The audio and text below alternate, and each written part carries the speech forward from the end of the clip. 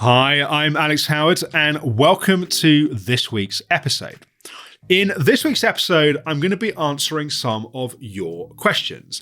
We put out a call to those of you that have signed up for the bonus resources as part of In Therapy to send in your questions that have been inspired by watching Pierre's season. If you want to have a chance to have your question answered in a future episode like this, do sign up for the In Therapy bonus resources at intherapy.alexhoward.com. We received a number of questions, so I'm not going to be able to answer all of them, but we've picked out some of the ones that perhaps feel the most generically applicable and also that really feel like they capture some of the essence of Pierre's journey. So the first question is from Josie. I now realize that my early trauma is stored in my body and not in my head.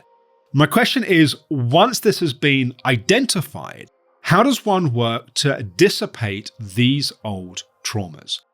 Just sitting and acknowledging them doesn't appear to shift much. Is it possible to do it on one's own, or does one need to work alongside a therapist? So there's a lot here, Josie. This is a great question. I think also some really important realization. That being that our trauma and the impact of the past, yes, it shapes our mind and our thoughts and our habits and our patterns of thinking, but ultimately it's held in our body. And this is why you can't think your way to healing your trauma. You have to feel your way to healing your trauma. One of the key steps towards that is, Josie, what you've been doing, which is sitting with and acknowledging what's going on. But that isn't on its own enough.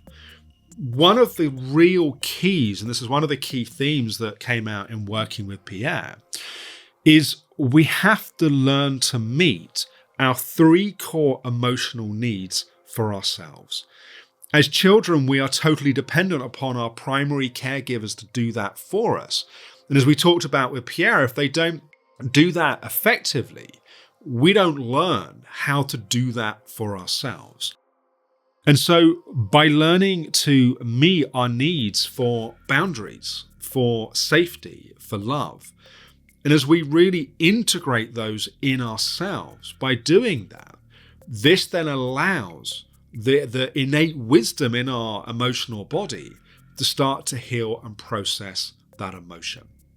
And sometimes that means the emotion comes out as tears or sadness or anger or rage. It doesn't always come out the way it went in. Sometimes it just comes out as laughter or a sense of energy, processing and moving.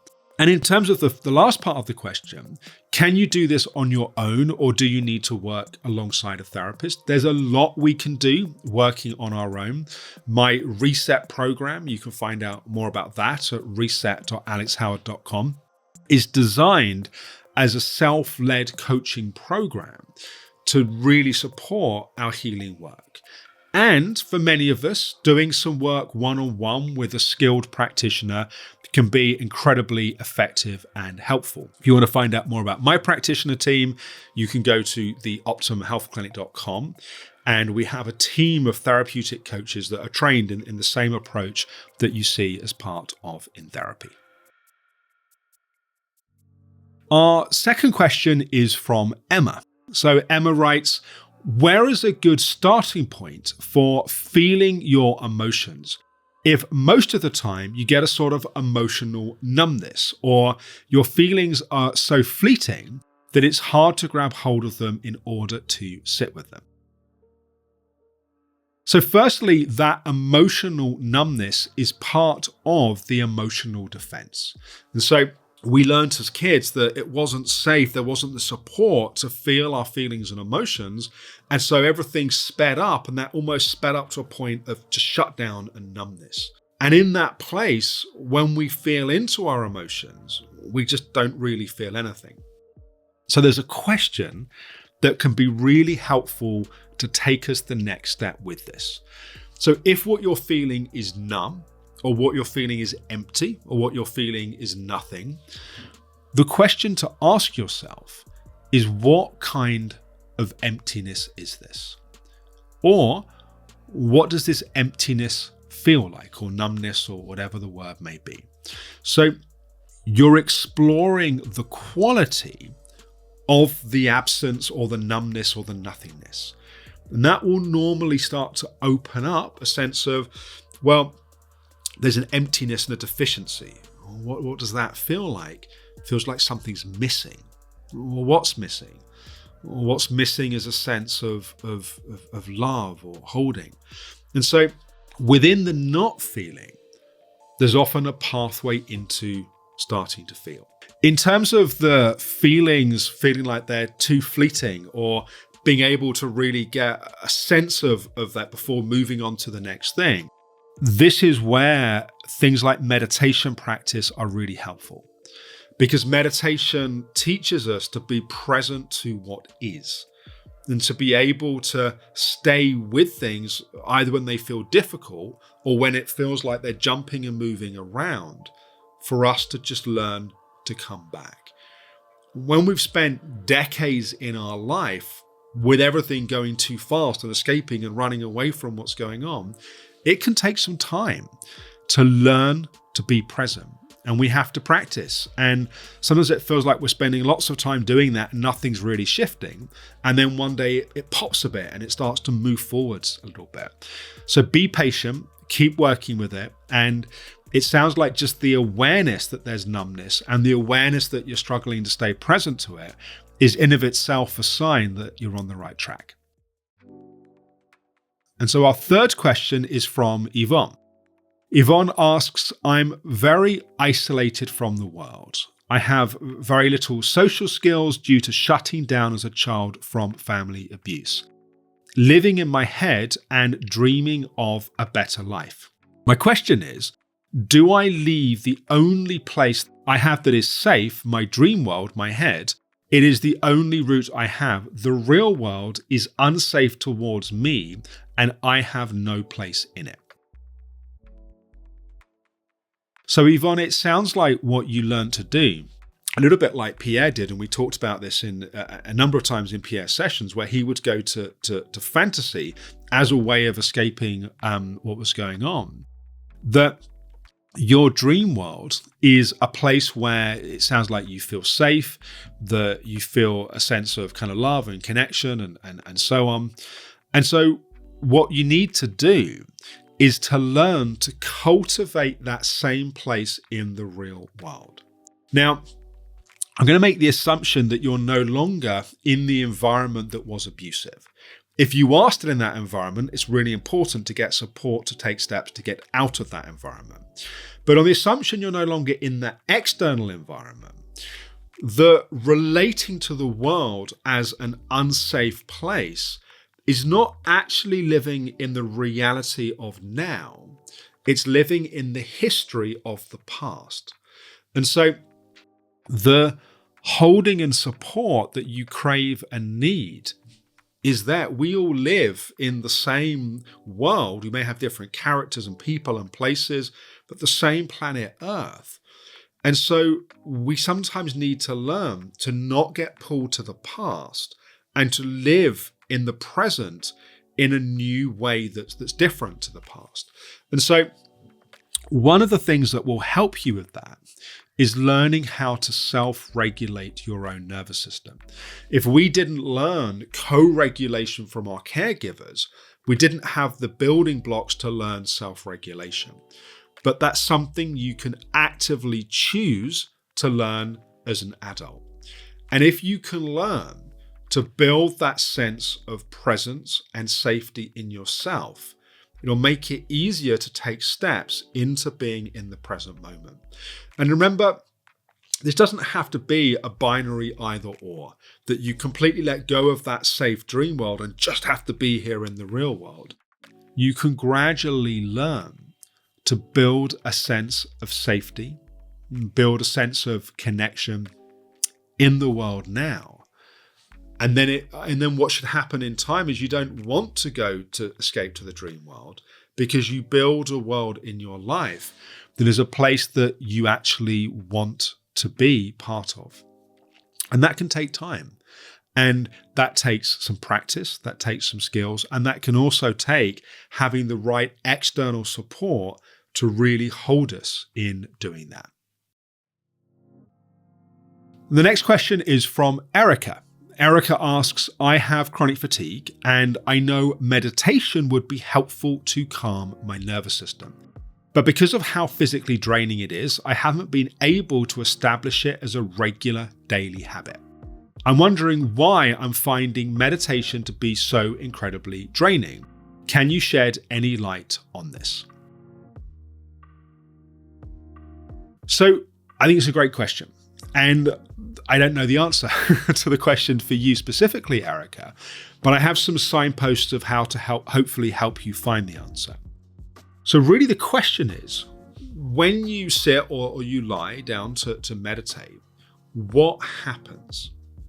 There's a few things that may happen. One may be that your inner critic comes in and starts berating you and telling you you're doing it wrong and you're never going to succeed at this. And that's actually what's draining. In that instance, learning to work with your inner critic would be helpful. And there are some of the bonus resources from both Haley and Pierre's sessions speak a bit to this.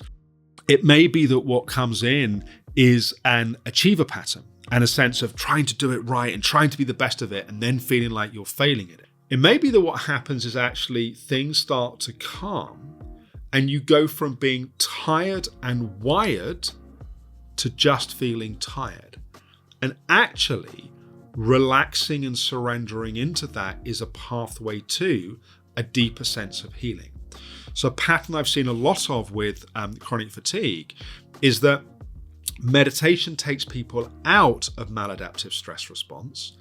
And so they then feel more tired, but that means actual healing is happening.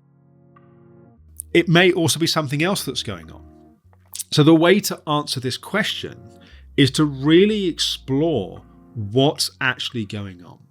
Because although meditation does take some practice and some focus, ultimately the outcome is a calming of our system, which should be give us ultimately more rest, not less rest. And if that's not happening, there's something going on we want to understand that then we can work to address it. And so our final question is from Anna. Anna asks, if someone has an achiever personality type since childhood, is it ever possible to change it and make it natural to focus on the way itself rather than on the results? And how do we do it? If not through achievements, how should we define our self-worth? What is it and what should we build it around? So to answer this question, I want to back up a little bit to how we experience the meeting of our need for love in childhood. And so the core emotional need of love is a very specific type of love that we need. It's an unconditional love. It's a loving us for who we are as we are.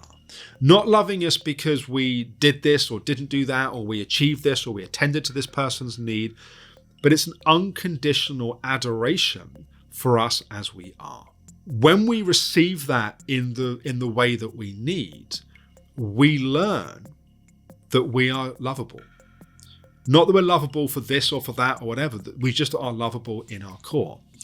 And so in learning to meet our own core emotional need of love, it's the same thing, that we learn to love ourselves as we are. How do we do that? We do that by accepting and allowing our lived experience, not trying to fix it, change it when emotion's coming up, rejecting that one, wanting that one.